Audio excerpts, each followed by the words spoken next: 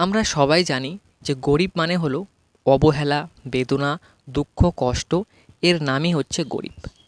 কিন্তু গরিব মানুষ কিভাবে হয় আর ধনী বা কিভাবে হয় সে টপিকে আজকে আমরা আলোচনা করব। গরিব মানুষ কিভাবে হয়? আমরা জানি সময় নষ্ট করলে, রিলস দেখলে, এই সব করলে আমরা সবাই শুনে আসতেছি যে এই সব কাণ্ডকীর্তি করলে আমরা দিনের পর দিন গরিব হয়ে যাব। আসল কারণটা কি আপনাকে কিন্তু কেউ কোনোদিনও বলেনি আর জীবনও বলবেও না। তো দেখুন, আপনার এক প্রজন্ম গরিব থাকবে, সেটা মেনে নেওয়া যায়। দ্বিতীয় প্রজন্ম গরিব থাকবে, সেটাও মেনে নেওয়া যায়।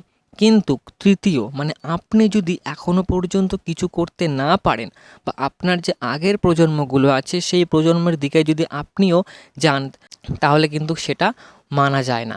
কেন মানা যায় না? তার কারণ হলো আপনি আপনার দুটি প্রজন্ম থেকে শিখলেন যে গরিব থাকলে কি হয়, কেন মানুষ গরিব হয়, কী ভুলের কারণে মানুষ গরিব হয়। এত কিছু শেখার পরেও যদি বর্তমানে আপনি গরিব থাকেন বা এখনও পর্যন্ত যদি আপনি কিছুই করতে পারেননি, তাহলে কিন্তু আপনি একদিকে শিখলেন, একদিকে জানলেন, আর একদিকে কিন্তু সব বার করে দিলেন। যখন আপনি বুঝতে পারেন যে আমি তো গরিব, আমার কাছে টাকা পয়সা কিচ্ছু নেই, কি করব? তখন কিন্তু আপনি প্রতিজ্ঞা করেন বা ভাবেন যে এখন থেকে ভালোভাবে চলতে হবে যাতে ভালো জায়গায় পৌঁছা যায়। কিন্তু এর ঠিক পরে আপনি কি করেন? মোবাইল ফোন নিয়ে বসে পড়েন রিলস দেখতে। তখন আপনি রিলস লাভার হয়ে যান।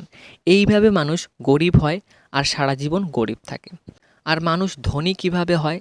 ধনী মানুষরাও একসময় গরিব থাকে, কিন্তু গরিব থাকা অবস্থায় তারা যা কিছু শিখে তারা সবসময় মনে রাখে। তারা কী কারণে গরিব হলো, তারা কী কারণে গরিব, আর কী করলে ধনী হওয়া যায়, তারা কিন্তু সবসময় এই পরিকল্পনাটা করে। তারা সবসময় নতুন কিছু শিখতে চায়, কিন্তু শিখতে চাই না আমরা। আমরা চাই কমেডি, মজা, এসব। আমরা আমরা জীবন মানে ভাবি মজা করা, নাচা, ব্যাস। কিন্তু এটা হলো সাময়িক মজা।